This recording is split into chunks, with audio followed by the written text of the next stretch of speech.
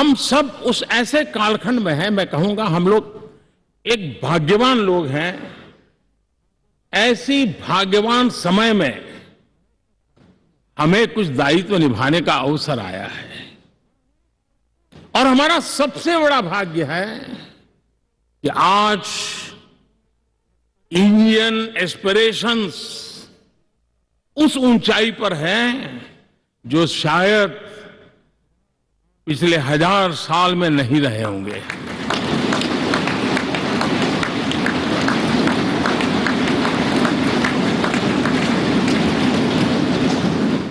गुलामी के जंजीरों ने उसके एस्पिरेशंस को दबोच के रखा था।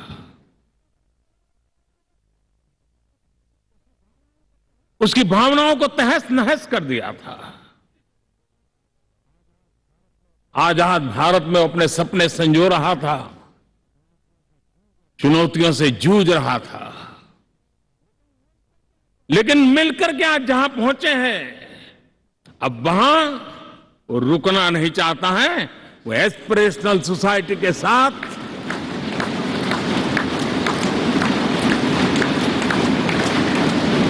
नए लक्ष्य गढ़ना चाहता है।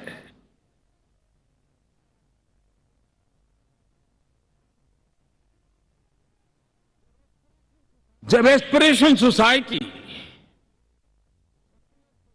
सपने संजोते ही हो, संकल्प लेकर के निकल पड़ी हो, तब पुराने कानूनों से मुक्ति पाकर नए कानूनों का निर्माण करके उज्जवल भविष्य के लिए एक मार्ग प्रशस्त करने का दायित्व हम सभी सांसदों का सविशेष होता है।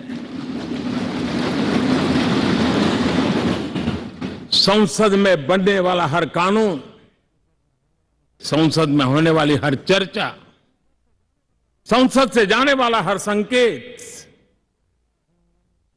इंडियन एस्पिरेशन को बढ़ावा देने के लिए ही होना चाहिए। ये हम सबकी भावना भी है, कर्तव्य भी है और एक एक देशवासी की हमसे अपेक्षा भी है।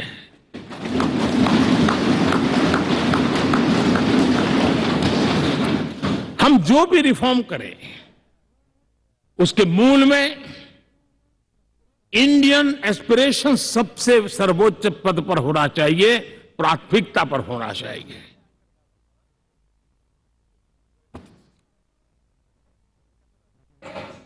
लेकिन मैं बहुत सोच समझ करके कहना चाहता हूं, क्या कभी छोटे कैनवास पर कोई बड़ा चित्र बना सकता है क्या?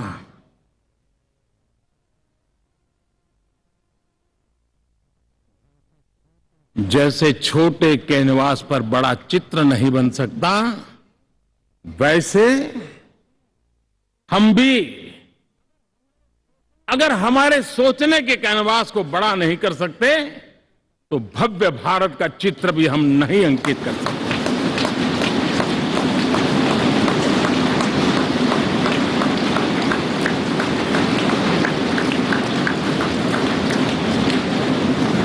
75 साल का हमारे पास अनुभव है। हमारे पूर्वजों ने जो कुछ भी रास्ते बनाए उससे हमने सीखा है। हमारे पास एक बहुत बड़ी विरासत है।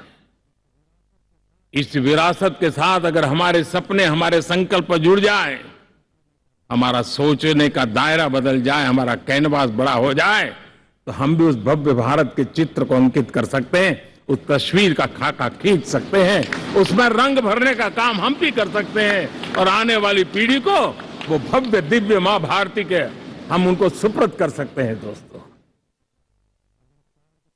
अमृतकाल के 25 वर्षों में भारत को अब बड़े कैनवास पर काम करना ही होगा। अब हमारे लिए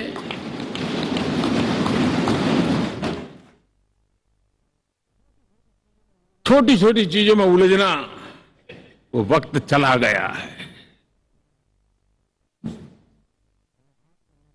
हमें आत्मनिर्भर भारत बनाने के लक्ष्य को सबसे पहले परिपूर्ण करना चाहिए और हमसे शुरुआत होती है, हर नागरिक से शुरुआत होती है। और आज दुनिया में भी एक समय ऐसा था, लोग मुझे कहते थे, हमारे बड़े बड़े बुद्धिजीवी और अर्थशास्त्री लिखते थे कि मोदी आत्मनिर्भर की बात करता है तो मल्टीलेटरलिज्म के सामने चुनौती तो बन नहीं जाएगा, ग्लोबल इकोनॉमी के जमाने में ठीक तो नहीं होगा।